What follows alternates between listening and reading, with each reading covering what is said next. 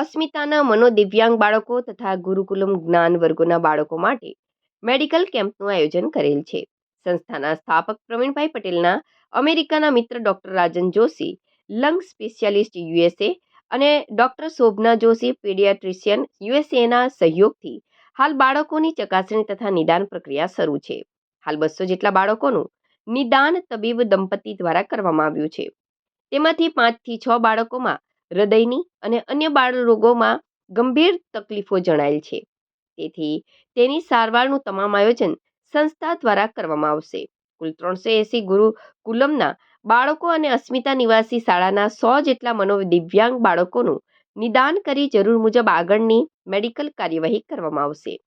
સ્થાપક પરિવાર અને ટ્રસ્ટ મંડળના અથાગ પ્રયત્નો દ્વારા આ ઉત્તમ સેવાકીય કાર્યો સંસ્થા દ્વારા થઈ રહેલ છે.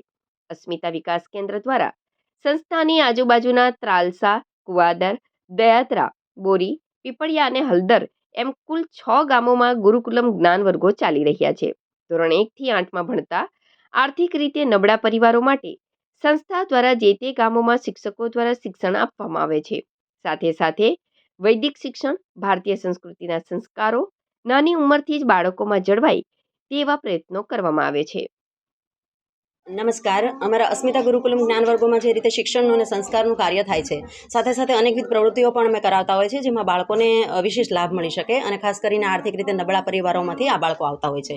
તો અમારા સ્થાપક શ્રી પ્રવીણભાઈ પટેલના અંગત મિત્ર યુએસએમાં ડૉક્ટર સ્પેશિયાલિસ્ટ તરીકે ડૉક્ટર રાજન જોશી સર, જે લંગ સ્પેશિયાલિસ્ટ છે, અને એમના મિસિસ ડૉક્ટર શોભના જોશી, જે બાળકોના નિષ્ણાંત તરીકે વર્ષોથી ત્યાં અમેરિકામાં કાર્ય કરી રહ્યા છે અને દર વર્ષે અહીંયા આવી અને અમારા દિવ્યાંગ બાળકો માટેનું તો આ કાર્ય થતું જ હોય છે. પણ આ વર્ષે અમે લોકોએ ગુરુકુલમના જે અમારા 6 ગામો છે એ ગામોની અંદર બાળકોના ચેકઅપનો કાર્યક્રમ યોજ્યો છે. 2 દિવસથી આ કાર્યક્રમ અત્યારે ચાલી રહ્યો છે. લગભગ 380 જેવા જે અમારા ગુરુકુલમ જ્ઞાન વર્ગોના બાળકો છે, આ તમામનું અમે નિદાન કરીશું. સરકાર દ્વારા જે વિવિધ યોજનાઓ અત્યારે હાલમાં ચાલી રહી છે કે ભાઈ આયુષ્યમાન કાર્ડ આપીએ, ઘણી વખત જાગૃતતા ન હોય અને એનો લાભ આપણે લઈ શકતા હોતા નથી. તો એનાથી પણ જો સરકાર દ્વારા જે કંઈ એમના જે ઓપરેશનો થતા હશે એમાં પણ અમે લોકો એમને હેલ્પ કરી આપીશું. અને સંસ્થા દ્વારા પણ આ બાળકોના આરોગ્યમાં જ્યાં તકલીફ પડતી હશે તે પૂરતો પ્રયત્ન સંસ્થા દ્વારા, અમારા સ્થાપક પરિવાર દ્વારા અને અમારા ટ્રસ્ટી મંડળ દ્વારા અથાગ પ્રયત્નો કરી અને તેમને પૂરતો સંતોષ થાય ત્યાં સુધી અમે લોકો લઈ જવાનો પ્રયત્ન કરીશું. ધન્યવાદ.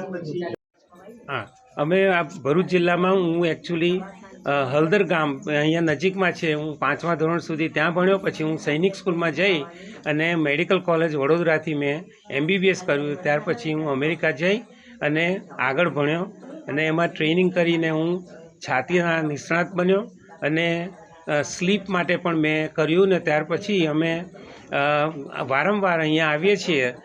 અસ્મિતા કેન્દ્ર જે ત્રાલસા ગામ ભરૂચ જિલ્લાનું છે ત્યાં આવીને અમે સેવા કરીએ છીએ. અને આ વખતે પણ અમે એવું નક્કી કર્યું કે આપણા ત્યાંના બાળકો બધા જે અસ્મિતા કેન્દ્રમાં છે એમનું મેડિકલ ચેકઅપ કરીએ અને પણ જે ગુરુકુલમ કોન્સેપ્ટ છે જે બધી આજુબાજુની સ્કૂલમાં એ પણ મોદી સાહેબના નિર્દેશન પ્રમાણે અમે લોકોએ નક્કી કર્યું કે આ બધું એજ્યુકેશન પણ ઘણું બધું કામ લાગે. રેગ્યુલર એજ્યુકેશન તો થાય જ, પણ એ સાથે આપણે બધું ગર્વથી બીજું બધું પણ આપણે હિસ્ટ્રી છે, ભારતના ગ્રંથો છે અને ભારતના જે દેશ માટે જેણે કર્યું એ બધાનું પણ જાણ એ બધું શીખવાડીએ છીએ. એ સાથે એટલે એ લોકોનું પણ અમે બહુ ધ્યાન રાખીને બધી સ્કૂલોમાં જઈ અને એ લોકોનું પણ મેડિકલ ચેકઅપ કરશું. તો એ લોકોને આગળ કંઈ જરૂર પડે તો અમે એનું પણ સગવડ કરીએ છીએ. અને બીજું કંઈ પણ કામ હશે તો અમે અમેરિકામાં તો અમે લોકો એમના વિશે ઘણું બધું જાણીએ છીએ અને ઇકોનોમીમાં પણ આપણે કેટલા બધા આગળ થયા, પણ મેડિકલ કેરમાં પણ આપણે આગળ વધી રહ્યા છે એમનો પણ અમને બહુ જ ગર્વ થાય છે. હમણાં જ અમે 75 વર્ષ મેડિકલ કોલેજમાં થયા તો એનું પણ સેલિબ્રેશન હતું 3 દિવસ પહેલાં જ. એમાં પણ મેં ભાગ લીધો હતો અને ત્યાં આગળ પણ અમે બધાએ બહુ જ આનંદથી વિચાર્યું કે આ મેડિકલ કોલેજ પણ કેવી રીતે આપણે વધારીએ એનું પણ અમે લોકોએ ડિસ્કશન કર્યું હતું. નમસ્કાર. નમસ્તે. અસ્મિતા વિકાસ કેન્દ્ર ત્રાલસા, જેની સ્થાપના અમારા પરિવાર થ્રુ યર 2007માં કરી ને ત્યાં માનસિક ક્ષતિગ્રસ્ત બાળકોને રેસિડેન્શિયલ સ્કૂલ છે, ટોટલી ફ્રી ને ગવર્મેન્ટ ગ્રાન્ટેડ, ગવર્મેન્ટના મદદ અને લોકોના સહકારથી દાતાઓના સહકારથી CSR ફંડના સહકારથી ચાલે છે.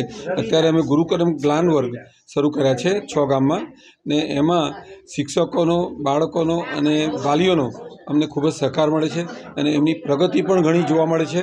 કારણ કે આ બાળકો ના મા બાપો કામ પર જાય છે અને એ લોકોનું એજ્યુકેશનમાં ધ્યાન અપાતું નથી. તો હવે એ બાળકોની ઘણી પ્રગતિ થાય છે, શિક્ષકો પણ ખુશ છે, માતા પિતા પણ ઘણા ખુશ છે.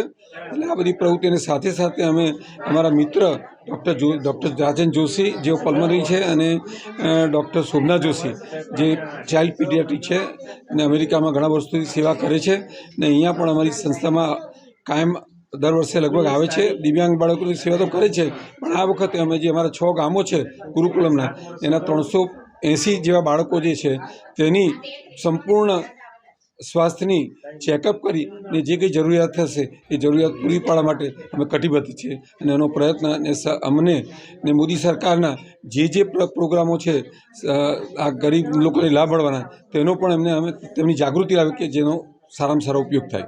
નમસ્તે.